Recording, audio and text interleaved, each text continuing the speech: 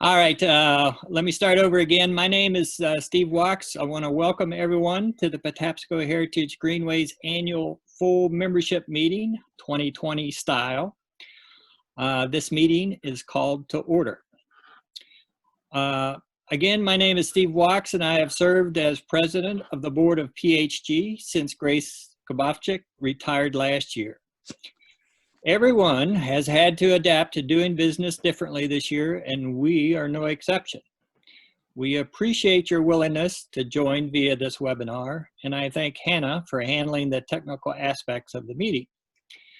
The default tonight is each participant is muted when you join this meeting.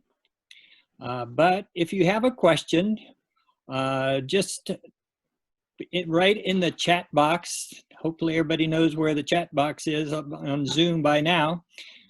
Just your intent to ask a question or make a comment.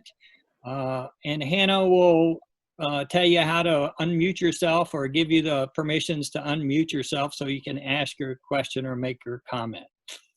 Hannah will be monitoring the chat box and can unmute you at the appropriate time. That's a lesson we learned from our presidential debates. Lindsay Baker, our former executive director, and I had great plans for PHG and a detailed agenda for the year, but of course, those were all disrupted early in 2020. However, thanks to the flexibility and creativity of the board and staff, we have been able to accomplish a lot. I hope you noticed the annual report that was attached to your invite to this webinar. It provides some highlights of what we were still able to accomplish in providing grants to our partners, removing trash and invasive plants, advocating for causes key to the Patapsco Valley Heritage Area, and engaging community involvement through seminars, webinars, blog postings, and website upgrades. One major accomplishment, owing to the drive of Marcia McLaughlin, the support of her committee, and the creative talents of the PHG staff and Andrew and DJ, was the approval of the Patapsco Valley Heritage Area's boundary expansion request. I really hope that many of you on this call are from the expansion area and will engage with us as we continue our mission of preservation, interpretation, protection, and restoration of the Patapsco Valley. We envision a network of trails and pathways interconnecting hubs of arts and culture, dining and entertainment, directional and informational signage, so that the Patapsco Valley becomes a destination to enjoy beautiful, clean river scenery while picking up some historical appreciation along the way. We welcome new partners from Sykesville to Baltimore City within the Patapsco Valley and invite you to join our advisory council so we can coordinate resources to support your respective missions. At this time, I need to recognize the strong support provided by MHAA and by both Baltimore and Howard County governments. Even in these difficult times, they have continued to support the mission of PHG at the same levels as before the pandemic. We strive to be a positive advocate for the Patapsco Valley region and value the trust and confidence the local administrations have shown in the organization. However, we also want and need public participation, especially as PHG members, as a PHG member to serve as stream watchers and event volunteers. PHG committee members and activists. Non-board members are welcome to join our committees and get involved. Grace Kobovchik has been a great contributor this year. We do have a PHG Board of Director vacancies and would welcome new board members. I would ask that you please notify me if you're interested in making a nomination, and I will forward to our nominations committee. Help us chart the path of the organization. Citizen support, both financial and through volunteerism, is crucial to our success. The idea of tonight's meeting is to share some of the highlights of the past year and goals we are striving to achieve going forward with that continued public support. The agenda involves financials, reports from our focus area committee chairs, a members-only vote on continuation of board membership of the 2017 class for another 3-year term, and some emphasis on calendar events that should be of special interest to you all. I also want to welcome the executives from Terra Nova Ventures to tonight's meeting, who will provide updates on the plans for the Roger Wilkins Mill in Oella/Ellicott City. Another example where PHG is collaborating with partners in Oella to improve the PHVA experience. But first, I want to introduce our new executive director to you. Lindsay departed as the executive director to become ED for Maryland Humanities Commission this summer. She did a great job for us, and we wish her well, and we thank her for her continued support. She has responded quickly every time we have called on her. But with her departure, we had the opportunity to engage an extremely qualified new executive director in Dr. Aaron Shapiro. You can read a synopsis of his resume in an annual report with his credentials in education, public history, environmental causes, tourism. He is in the midst of relocating his family to Maryland, which he says is made even more stressful during a pandemic. But his official start date with PHG is tomorrow. Yay. It is my pleasure to introduce Aaron to you and to publicly welcome him to PHG in the Patapsco Valley Heritage Area. Aaron? Thanks, Steve. I really appreciate it. And thanks to all of the vice presidents on the board and the members of the board, certainly to Hannah and DJ for keeping the ship going during this time and helping organize so many events during this difficult time, and to our partners who are on this call and others who certainly couldn't be on the call. I'm looking forward to jumping in, as Steve said, tomorrow, although I've gotten a little background work done certainly over the course of the last month. And really, it's an exciting time. The time is here to get started, and I have a great deal of enthusiasm for the opportunities and challenges ahead.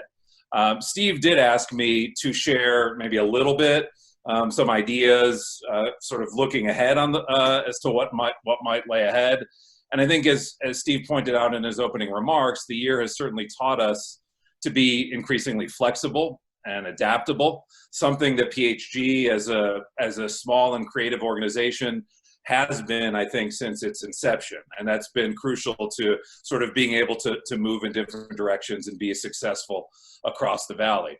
But I would also acknowledge that this moment has also opened up new opportunities to forge new connections and ideas. And you noted some of the virtual environmental webinars, having to shift tree planting to tree pickups, but also recognizing that events that we did have planned, like Extreme Patapsco and the Festival del Rio Patapsco, had to be postponed. And certainly we hope to be able to launch those next year and have everybody join us for those events in person. So I think that in that context, it's certainly important to realize what we've learned and how those efforts can be important for us to achieve those very goals that you noted of preserving, protecting, interpreting, and restoring the entire Patapsco River Valley. What I would hope to do so is to sort of, the vision in many ways is to do so in an inclusive and an expansive way, where everybody feels welcome and everybody has a stake in the Patapsco Valley Heritage Area's future.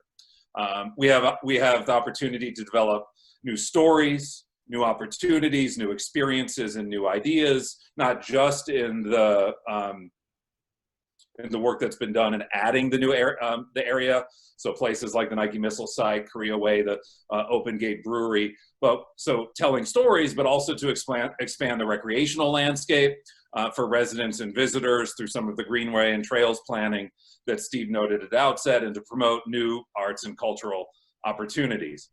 I think it's probably important to say maybe a little bit about me, and I'll try to keep this reasonably short, as I know we're pressed for time, but I've trained and have worked extensively as a public and environmental historian, so probably in some ways I'm inclined to spend a little bit of time looking at the background, thinking about the organization's past, asking questions, but most importantly, listening to all of you, listening to what people have to say, their experiences, their needs, and their desires, and doing some big picture analysis before really forging ahead. There's a rich history in the area that's tied to the industrial history, to conservation history, to history of early railroad transportation. But I would also acknowledge that there's ways in which history can offer lessons to make the heritage area a better place for people to live, to learn, to work, to play, to do business in the 21st century, right? And so how do we think about how the past can contribute to a better future?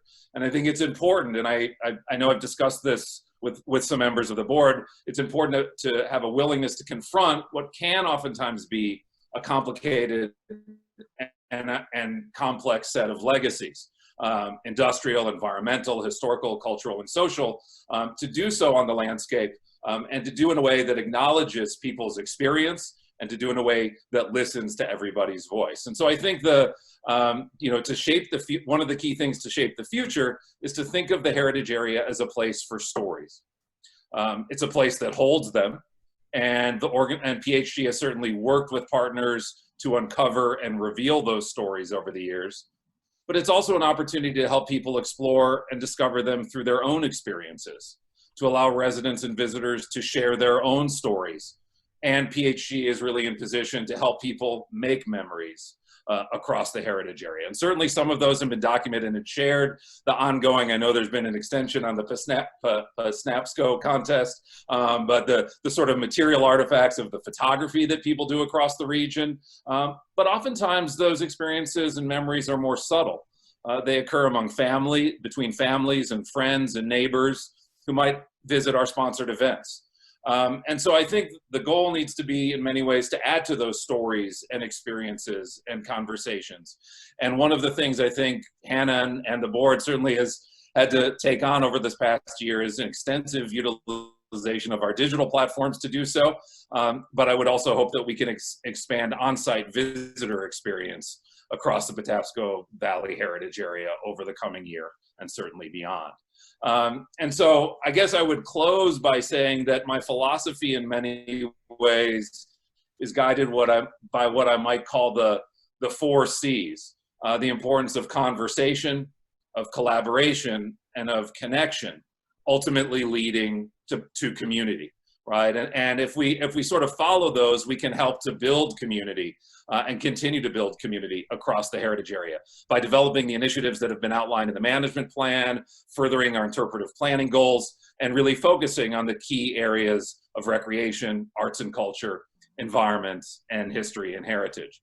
Certainly money is essential, and fundraising and grant writing and developing new membership is something we will focus on as an organization that will allow our partners, that will provide our partners more opportunities to do the very fine work that they're already doing.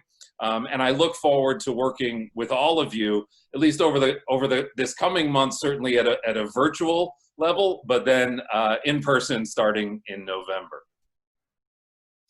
So I think as of tomorrow, once the transition that can be reached at director@patapsco.org, Shapiro@patapsco.org.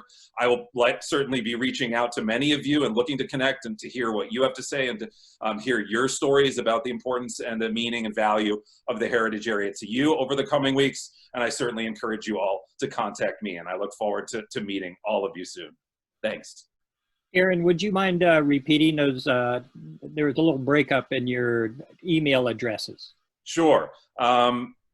Either at the director@patapsco.org address or at Shapiro, ASHAPIRO @patapsco.org. And so send me messages. I can hit the ground running tomorrow, and we'll look forward to engaging all of you as soon as possible. I really appreciate it. Welcome again. Thanks so much. Vicki? We got to unmute yourself, Vicki. How's that? A little better? There you go. Welcome, Eric. So nice to see you, Aaron, and welcome everyone this evening. I'm Victoria Goodman, and I am Vice President of Arts and Cultural Committee. But before we get into any committee reports, I'm very excited to be able to introduce you this evening to members of the Terra Nova Ventures team, who are the contract purchasers of the former Wilkins-Rogers Flour Mill in Ellicott City, one of our heritage area's most historic sites and iconic buildings. Terra Nova Ventures is located in historic Fells Point, and the company's focus is the development and investment in unique, hard to solve and challenging sites and buildings, including preservation of historic structures and adaptive reuse of buildings. It was founded in 1999 by David Tafaro. If I am mispronouncing your name, David, please correct me when you come on. Among his company's project is Mount Vernon Mill number 1, a project very similar to the Wilkins-Rogers project that they are about to undertake. Also joining David and his team on both that earlier project and the Wilkins-Rogers Mill in Ellicott City is our very own Ellicott City architect, Charles Alexander, principal architect at Alexander Design Studios. We know that there's great interest in our community about the Wilkins-Rogers project, and we want to thank them for agreeing to join us this evening so we could give you the opportunity to meet them and learn a little more about their backgrounds and experiences as it pertains to adaptive reuse of old buildings.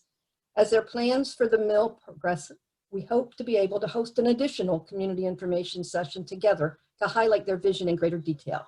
So I do see that David is on the line and Christina is on the line. And once Hannah helps us unmute the two of them, if I believe there may be someone else also, David, if once you get on, if you could let us know if someone else is there. And just before we go into that, I would like to recognize that Senator Clarence Lamb is also attending this evening, and we want to thank him for his support. And also, I know that a representative from County Executive Johnny O's office is here with us tonight also. And I received a phone call with apologies. He had intended to attend this evening and join us later. However, there was a change in one of his programs that switched from being virtual to in-person, so he could no longer join. So I just wanted to recognize them. And again, here we are. There's David, there's Christina, and I'm going to mute myself. And then if there are others, David, please tell Hannah. Okay, can everybody hear me? Am I on? Yes. Okay. All right.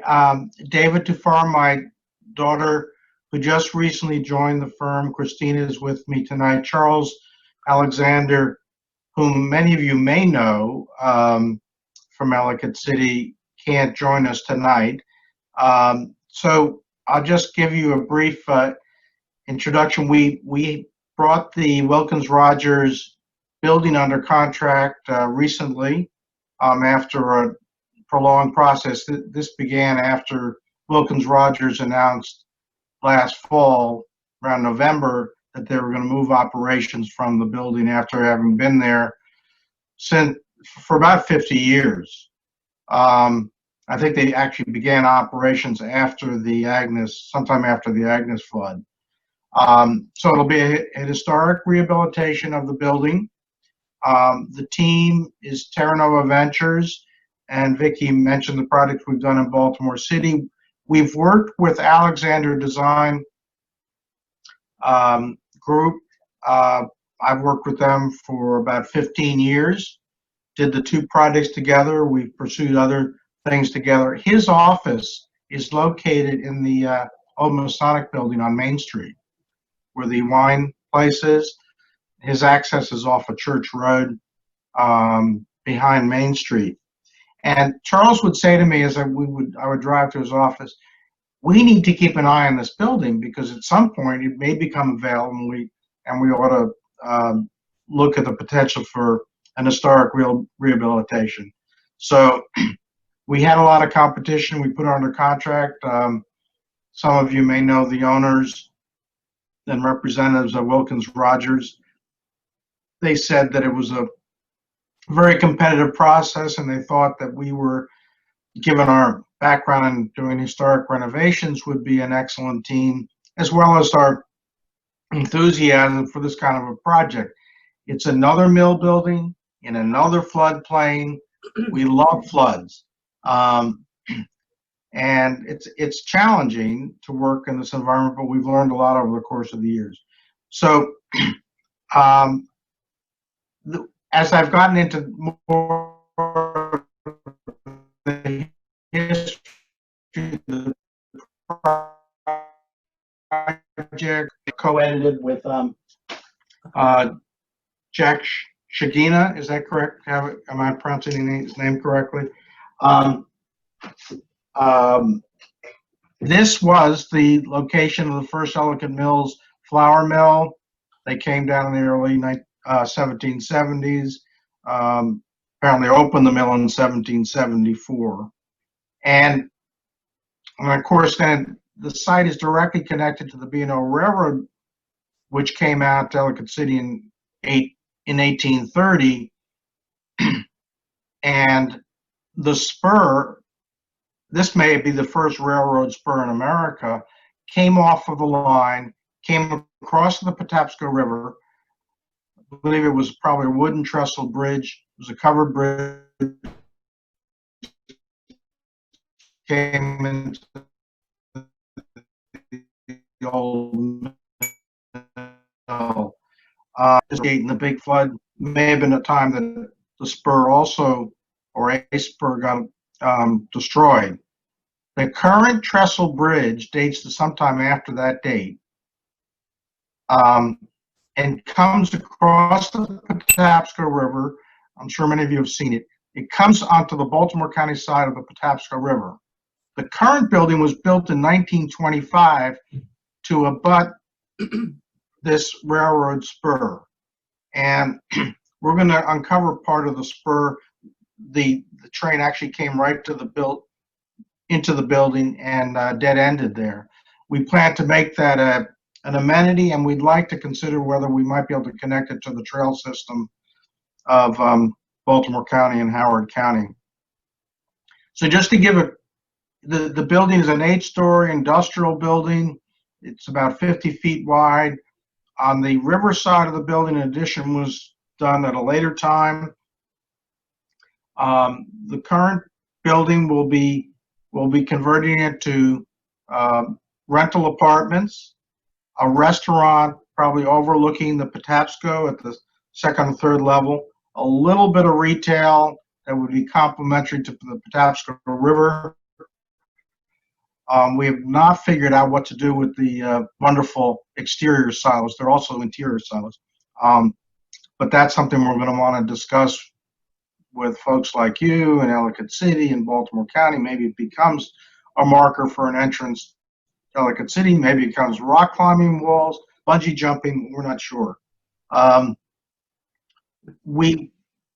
we would preserve the existing building. We plan to add perhaps 4 stories on the river side of the building on top of the building addition that was done. That would not really be visible from even Frederick Road because it would be pulled back. The major challenges on a project like this are fitting the apartments into the space, dealing with the industrial windows on the building. We do plan to apply for federal and state historic tax credits, so there are constraints on that in terms of how we properly preserve the appearance of the building. So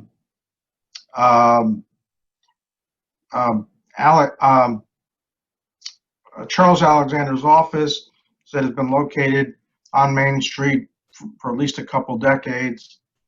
And from the top of his building, he can overlook the site as well. So this has been a dream of his to work on this particular building. And Christine and I were driving around the back roads of the area today, stopped at the Banneker Museum, stopped at the B&O Station Museum, and then had a meeting in Charles' office to go over the plans.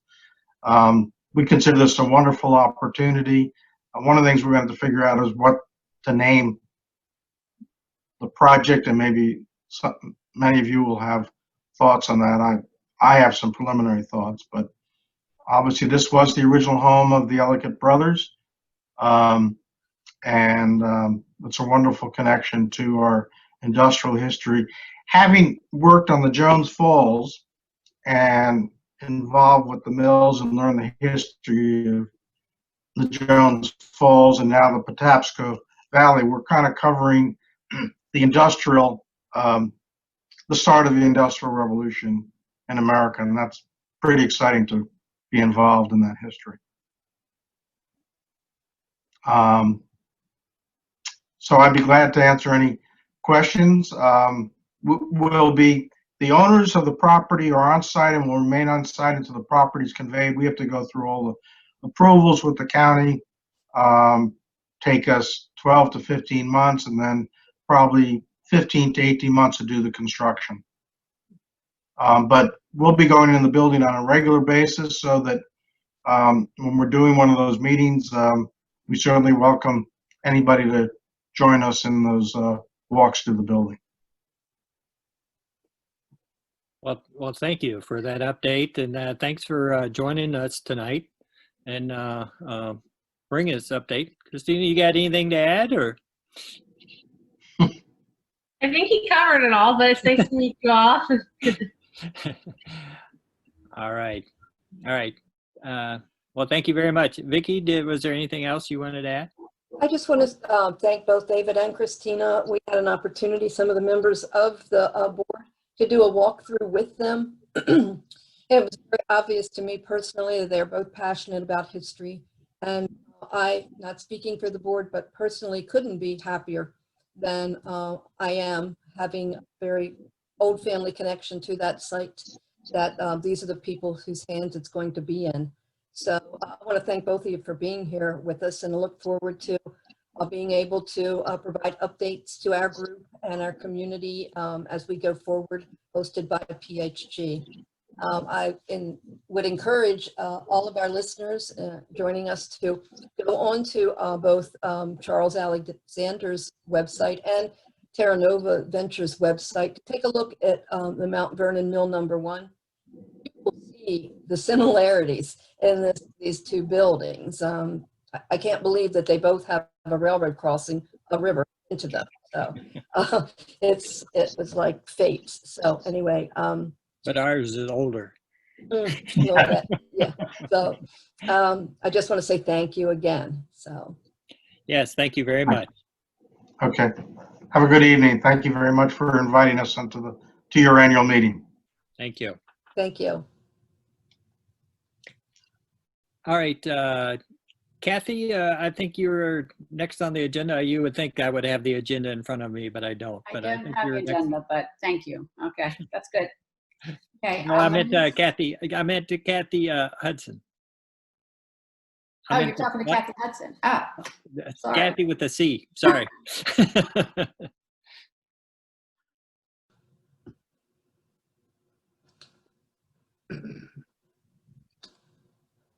Muted. You're on mute there, Kathy.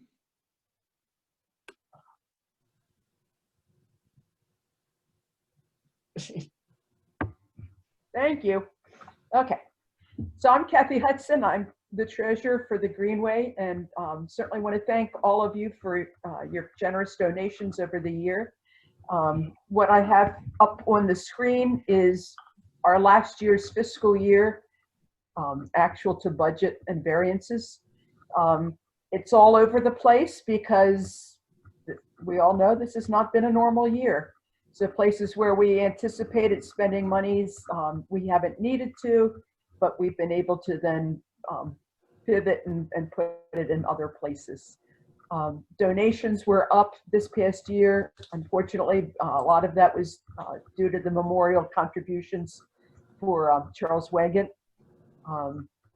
Memberships are doing well, and sponsorships, and our biggest income source are the different grants that we get, as Steve has talked about. Expenditures, our biggest expenditure is staff. But the other thing that I'm proud of is that we're able to give out mini grants to smaller organizations in the area, because it's a very important part of our mission is to help other groups in the area be successful. And so not only were we able to give out over 20, well, we're still in the process. Some people did, we didn't give out the full amount, but it's still coming. I mean, they're working on it. And so we're just about given it all out. We also were able then to give some a fair amount of sponsorships as well to help different organizations. So basically our income is, we have a net there.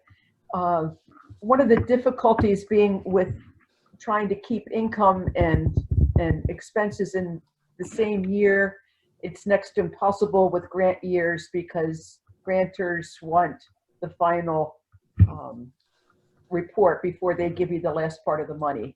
So, you know, our total revenue shows that we didn't get a lot of the money, but it doesn't mean that we won't get it. You know, it depends on final reports and getting that. So we certainly anticipate getting the budgeted amounts.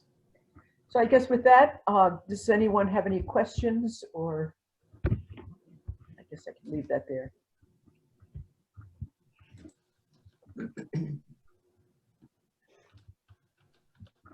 And that is my treasurer's report.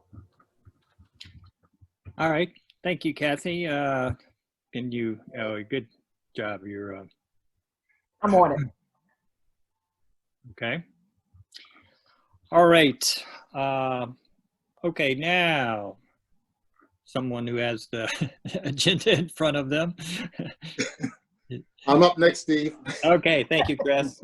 Good evening, everyone. I'm Chris Gallant. I chair the admin and nominating committees here at PHG. Want to welcome all of you to our annual meeting. Although we did not add any new board members this year, I'm happy to announce that we have 4 current board members from our board class of 2017 whose terms have expired, but they have agreed to another 3-year term on the board. And they are John Heinrichs, Pam Johnston, Mark Sutherland, and Steve Wachs. Our president, Steve Wachs, will now call for a vote to approve our returning board members.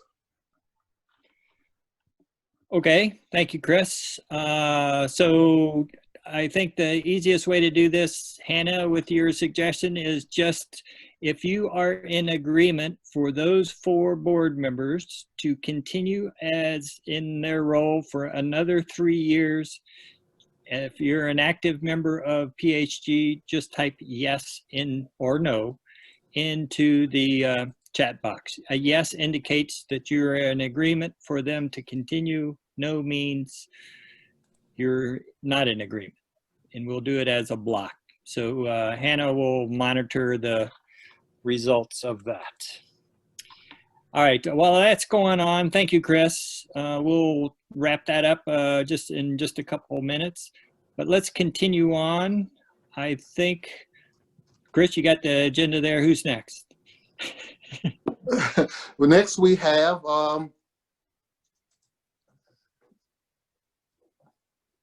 Kathy Youngkin. There we go. Kathy, now you're on. I'm sorry, Steve. Okay, I'm We have unmuted. Vicky. Kathy, I'm sorry. We have Vicky again. And then you, Committee reports, I think. Yes, is, yes, committee what we're report. moving into now. Yes, sorry. I also just want to tell all the attendees, I'm going to share the 2 websites that I mentioned after I finish my report.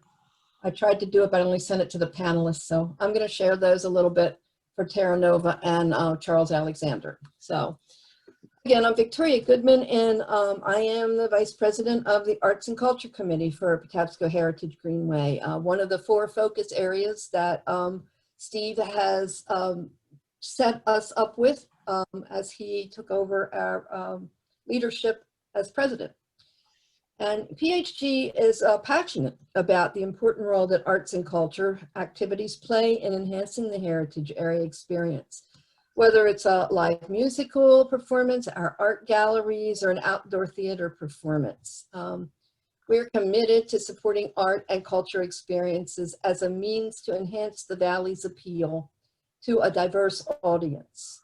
With the addition of the newly designated Catonsville Arts and Entertainment District to the heritage area, we're very much looking forward to finding more ways to support, promote, and help develop exciting new opportunities for local artists and Catonsville's cultural arts scene. Thanks to Baltimore County's Arts Guild, there is also now a new performance space in the heritage area at the Catonsville Clubhouse for musical performances and more. We are also now in our 4th year of sponsorship for Ellicott City's Painted, a plein air annual event that we provide a generous jurors award to the artists whose work that we judge to be the best depiction of the river. It's a partnership we value with Howard County Arts Council, as well as the presenting nonprofit Art in Ellicott City. Last year, our 2nd annual Pasnapsco, Erin, you did very good in pronunciation of that project, thank you. Our 2nd annual Pasnapsco photography contest drew nearly 60 entries. The winning entries yielded a beautiful calendar that highlighted both the work of many local photo artists and the beauty of the Valley. The deadline for this year's competition is October 10th, and it will conclude with an announcement of the winners in a virtual exhibition. So if any of you out there know any photographers, please encourage them. There's still time. Tell them to go to our website, patapsco.org, to learn more. Both of these endeavors help to expose a more diverse, varied audience to the Valley, we feel. Our hope is that those who participate will gain a greater awareness and appreciation based on their personal experience as they depict the Valley's unique beauty. And that will in turn inspire them and others through their work to be greater stewards of Patapsco's natural and cultural resources. On the horizon, we see more opportunities to bring the arts to both our environmental and history programs. This could possibly be through an arts cleanups or an expansion of the storm drain design contest into more schools. Our annual Patapsco Days lecture series could possibly include an art component similar to the art installation by a young college student entitled Patapsco that was featured at the Howard County Museum of History a few years ago in conjunction with Howard County Historical Society. Ellicott City's upcoming 250th anniversary could provide an opportunity for the sponsorship of a signature performance piece or a public art project that could focus on historic elements. The Arts and Cultural Committee is very cognizant of the important role that arts play in enhancing the overall Patapsco Valley experience for visitors and the community. We look forward to finding ways to both support and open new eyes, not only to the murals and galleries in both of our Main Street communities, but also to further exhibitions at UMBC, the Howard County Center for the Arts, and Howard County Conservancy at Mount Pleasant. The Arts and Cultural Committee's long-range vision is to find new and innovative ways to encourage, support, and partner with art and cultural organizations in the heritage area to attract more visitors and enhance the quality of their experience while here. I hope you will join me if you're interested in being part of my committee, and thank you for listening. All right, thank you, Vicki. Kathy Yonkin, please. Hello, my name is Kathy Yunkin, and I have been a member of PHG for a long time, mostly as secretary. But when Steve created new committees last year, he asked me to be chair of the Heritage Committee. I am not a historian, but I am trying just to keep this together and moving forward. So our biggest accomplishment I guess last year was Patapsco Days, as Vicki mentioned, Patapsco Days. So we used to have something called History Days, which was handled by previous board member Tim Titus. And I think it was a week. I think there were, and it's actually our own talks that we gave. There was like one every day, I think. But that's been changed now. Now we're into the second version of Patapsco Days, which is held in the whole month of March. And for our second annual, we focused on women's achievements in light of the 100th anniversary of women's suffrage. So the program includes many of our partners programs. I think we programmed the opening and closing, but it was also just like a map to all of the different partners programs during that month. Unfortunately, we were shut down early on once the program was all started by the virus. But we also tried our hand at social media and writing snippets, enlightening snippets of history. And I think our followers liked that. We got a lot of likes from that. We didn't continue it after that because our heritage coordinator had a new job. So we're also going to be hiring a new heritage coordinator this year. But as far as Patapsco Days, Erin, well, first, we're so happy, welcome, we're so happy you're with us, but we are looking ahead to working with you for Patapsco Days 2021. And we have to get onto it pretty soon. We know that you can help us tell the multiple stories of the Valley. We want your new and fresh ideas, including diversity and inclusion. We'd also like to introduce the public to the rich heritage of the new sites that are within our boundaries now, such as the Granite Nike site and Woodstock's Mount Pleasant Farm. And the other things that Heritage Committee has been involved in is just changes in our community. So Ellicott City, there was a draft of the Ellicott City Watershed Master Plan that the public was invited to not participate in, but give our views on. It's a 20-year, it's quite a plan, 250 pages, something like that.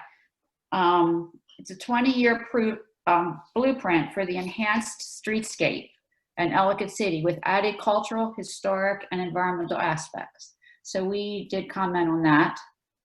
Number two, PHG was honored to be one of the organizations invited to participate in the Section 106 Historic Preservation Review of the U.S. Army Corps of Engineers plan for the flood mitigation of Old Ellicott City. We selected two participants. One, Grace Kabofsik, who you've heard her name a couple times tonight. She was our past president during the critical time of PHG's obtaining heritage area designation. And Lisa Wingate, longtime board member, who was a historic preservation consultant. So the Army Corps of Engineers plan is very detrimental to a good percentage of the historic town. And the 106, it's for, they already commented via the 106 as for PHG, as how things should be handled and how maybe if the buildings cannot be left there, if some physical remnant can be saved to either or continue to tell the story or just as a reminder of what was once there. This is an ongoing process. Tomorrow night is the hearing and Lisa is testifying for that. And then there will be meetings will go on into the fall. The other thing was we were very actively involved with the mill. Is Mr. Taforo gone? He's still on. Is he? I'm just curious, that's all.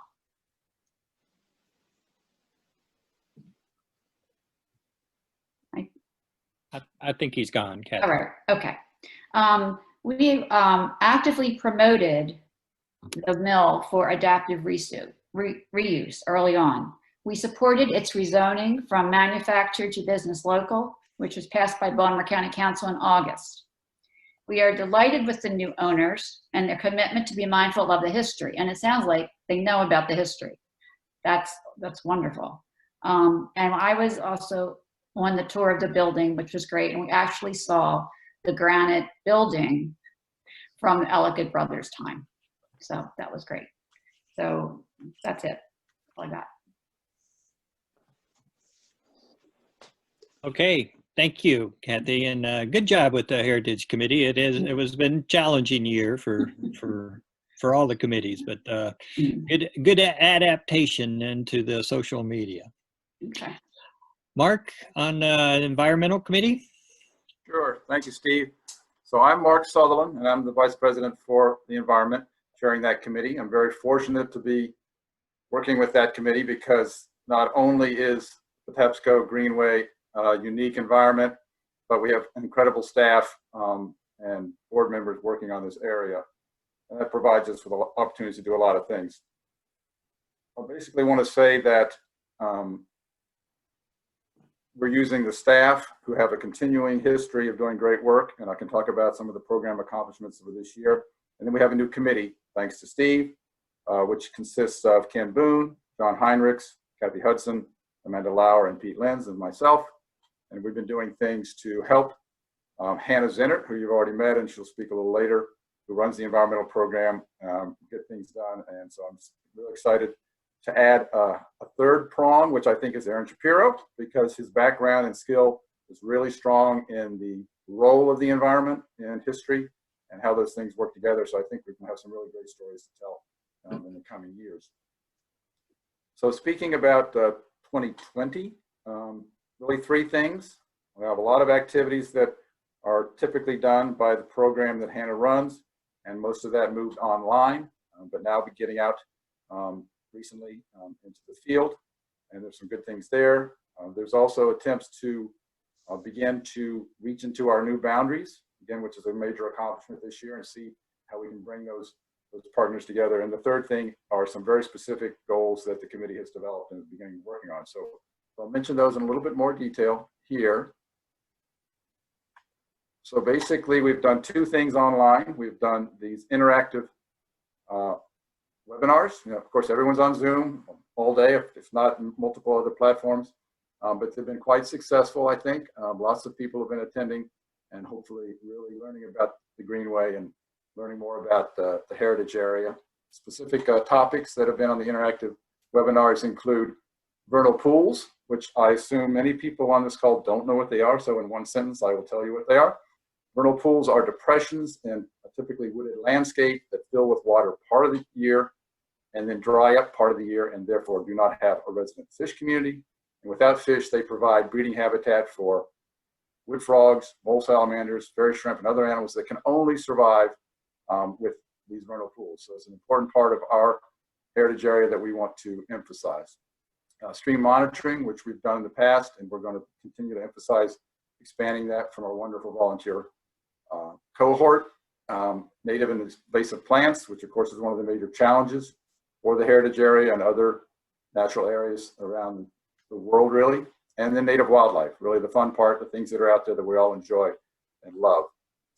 The second part of the online experience that we provided this year have been instructional videos. So again, another way where people can just learn things, and these provide an opportunity for them to learn about nature in general, identify those pesky environmental plants, and begin to start their own backyard gardens, which of course a lot of us are doing, being sequestered at home.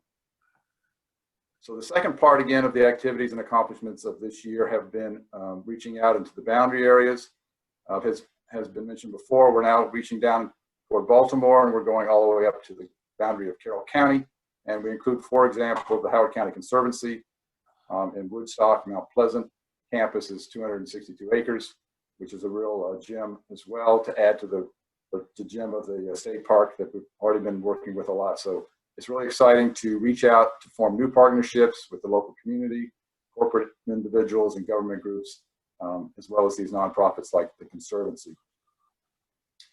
So the third and last prong of what we're doing is the committee. And I mentioned the members, and I want to thank them all for their activity. I want to thank Hannah for being part of that as well. And what we've done in 2020 is really establish 4 new goals, very specific things. We obviously work toward overall environmental improvements and outreach. But the 4 things that we're looking at are increasing cleanups. And those of you that we actually came up with this as a concept before the pandemic, when actually trash accumulation became even a greater problem at parks because people were getting out there. So we're working on that with government and other individuals to see what we can do to increase the cleanups, which has been a strong accomplishment every year. The amount of cleanup that's been done has really been extraordinary from Hannah and her crew. Number 2 is behavioral change, because trash is an example, but there are many other things that people do on their own properties and their own activities that affect the environment. And so we're working toward that, and we're focused this year has been on pollinator gardens and environmentally friendly landscaping. So we're, Kathy Hudson on our committee is working as part of the B-City, Howard County B-City task force, so we're learning from them.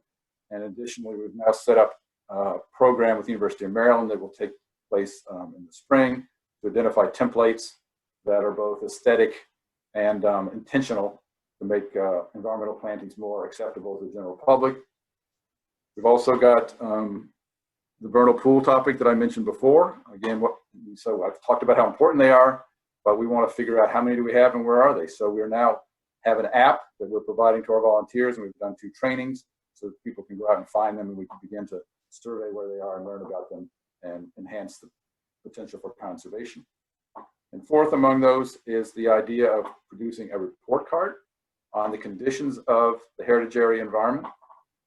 This will really be the first comprehensive baseline for what the conditions are. Fortunately, the state government, Maryland Department of Natural Resources, both Howard County and Baltimore County's departments have been sampling streams within our heritage area for many years, going back to about 1995. And we're going to take all that data, thanks to Aubrey Siegel, who's a new environmental intern for us, working with Hannah, and we're going to put together a nice baseline so we'll understand where the best places are, where the places that need help are, and be able to use that as a baseline going forward so we can actually measure the improvements that hopefully we will cause to happen throughout the heritage area. With that, I'm done. Well, thanks, Mark. I always like the environmental committee just because they're so unique in the heritage area community. I think we're a unique heritage area that focuses on the environment and recognizing how it's important to the whole visitor experience, if you will. So thanks, Mark, to you and your committee for a job well done. Thank you, Steve. Sylvia. Yes. Good evening, everyone. My name is Sylvia Ramsey, and I'm the Vice President for Recreation for the Patapsco Heritage Greenway. We've had an active year in the Recreational Committee, and we formed a new ideas and views channel by adding 3 board members to our committee, which should be an asset as we move forward with projects. Over this past summer, DJ, Hannah, Lindsay, just kudos to you all for what you were able to do with virtual experiences. It was really quite mind-boggling how quickly you got them going and how popular they were. So I can't not say that because you all did it. Let's see, we provided content including information on healthy and safe recreation within the Patapsco area. The website also launched a virtual tour of popular areas within the valley, bringing a new way to connect to the outdoor digitally. Opportunities within, we feel that recreation opportunities within PHG are entering an exciting new territory, mainly because long-awaited vision to improve and create expansive network of connections within the valley based on trails, signage, collaborations between partners is closer than ever. So we've made great strides in the last 10 years, I'd say. Currently, trail building work is ongoing within the Patapsco Valley Park. And as we prepare for the new Guinness Elk Ridge Connector Trail, the other new opportunities within that's another new opportunity within our boundary. And we're excited to engage not only Guinness, Open Gate Brewery, but all the new partners within our expanded boundary, which will obviously have fairly close access to that area. We plan to increase our outreach to additional recreation-focused organizations and foster support for new recreation that includes horseback riding, paddling, mountain biking, and we'll be working with new friends in the film and the familiar. PHG hopes to launch a multi-sport relay, a new extreme Tabsco event. I did some checking on, as of September 18th, the governor's office released their list of grant awards. Now, this is usually the big money that comes from the federal government, but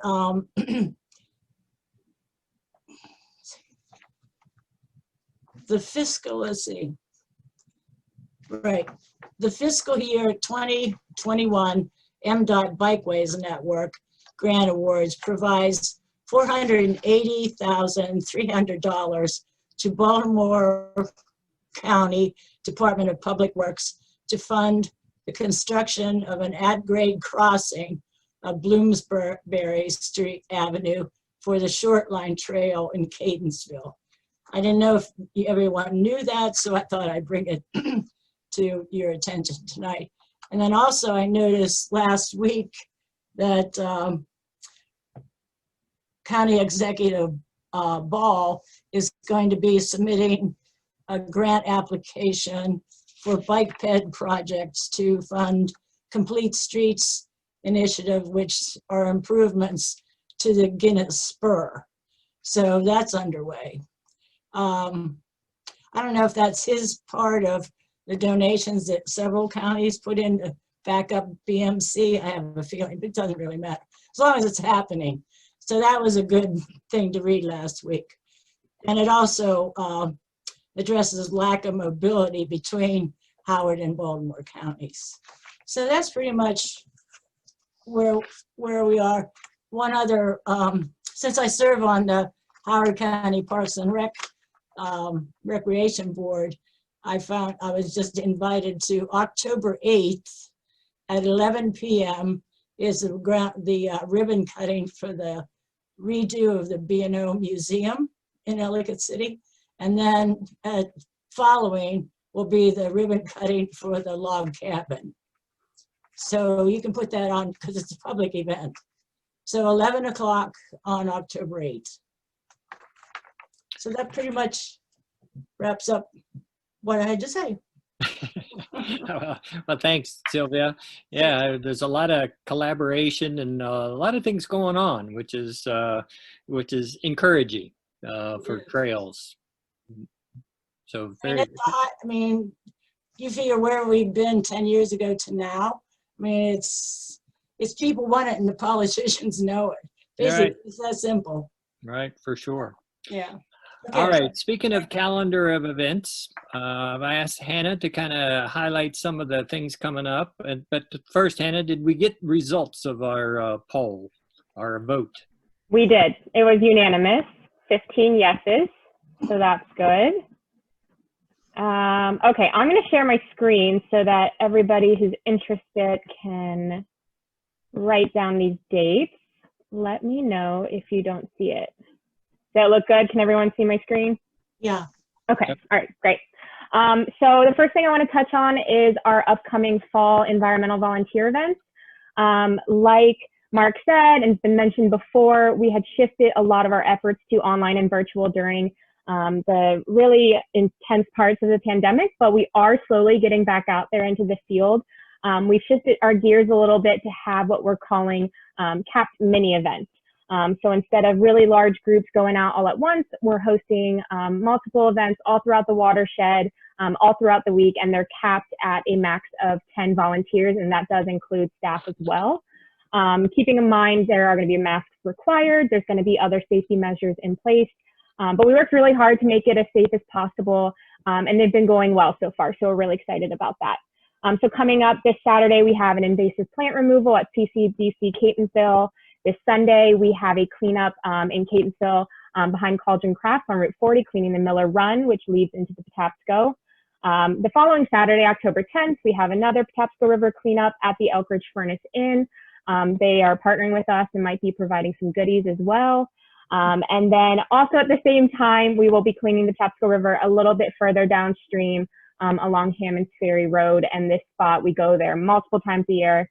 Lots of littering from the Beltway, lots of illegal dumping. So it always needs our help.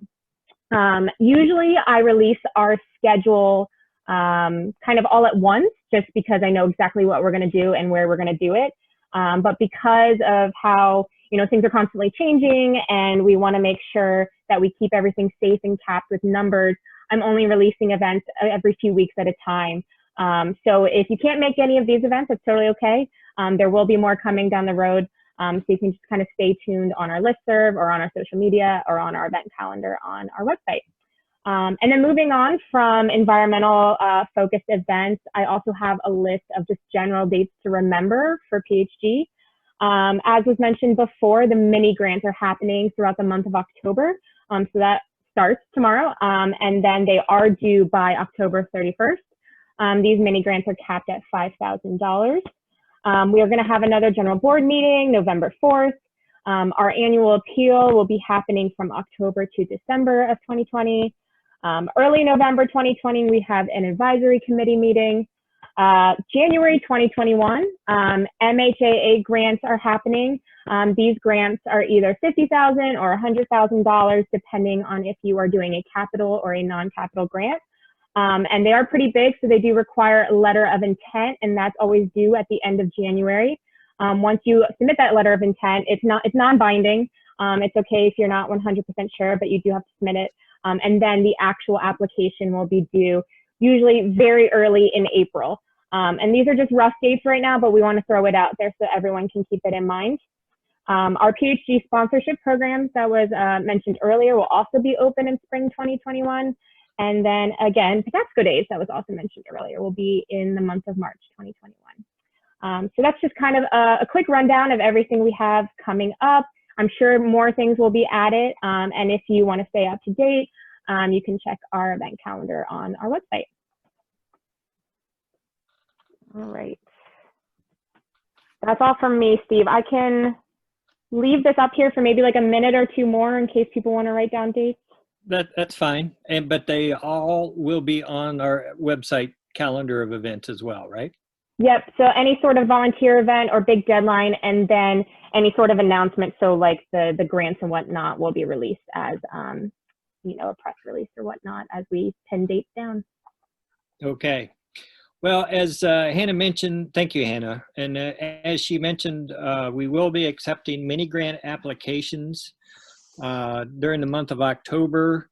What we would request is just use the forms that exist under the Partners Resource tab of the website. There's forms there for filling those out. They're from last year, but they're fine. We'll accept those forms. And so just bear with us as we make the transition, and but we should be able to start making grants available starting in early November. Other reminders, just as a nonprofit organization, we depend on your support. So please respond to the annual appeal with a meaningful donation. What is a meaningful donation? Well, it's better than a token donation. So, but we accept all donations. Contact us through the website if you would like to serve on one of the committees that we talked about tonight. Most meet about 4 times per year to set and monitor objectives, and active PHG members are welcome. You don't have to be a board member to participate. If you'd like to participate, just let us know. contact me directly at president@patapsco.org if you would like to nominate yourself or someone else to the PHG Board of Directors. We're looking for professional skills, whatever they may be. So with your nominations, I will forward them on to Chris and the nomination committee to process those nominations. As I mentioned, continue to check the website for calendar updates. And organizations, our partner organizations, send us your events so that we can include them on our calendar and coordinate with Hannah and the team so we can help promote your activities as well.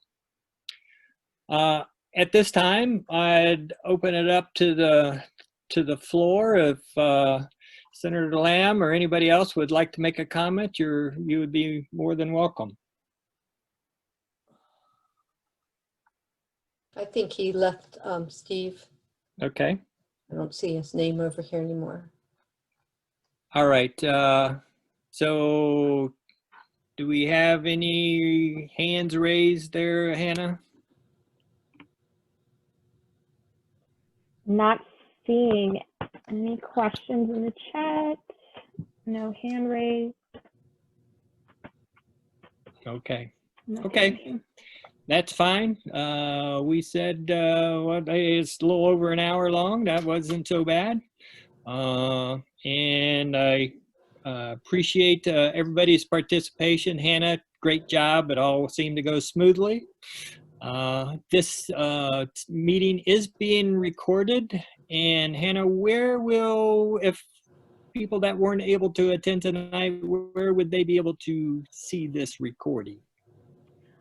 It might take a little bit of time to process, but afterwards I can find somewhere to put it on our YouTube page and then possibly a link on our website, whatever is easiest. Okay. Okay. All right. Aaron, any parting comments from you? Just look forward to working with all of you over the coming years, and I'm excited to hear of all the accomplishments from this past year, and hopefully when we reconvene for the annual meeting next year, it doesn't necessarily look like this, and that we can do so once again in person. Absolutely. All right. Thanks to everybody. Thanks for a great year as far as my executive committee and all the board members and participants and active members of PHG. You've made a difference to the community, and it's recognized and appreciated. Thank you, Steve, for your great leadership. We certainly have appreciated it. All right. Thank you all for your participation. Stay well, stay safe, and we'll talk to you soon. Good night. Good night, all. Good night. Right. All right, everybody.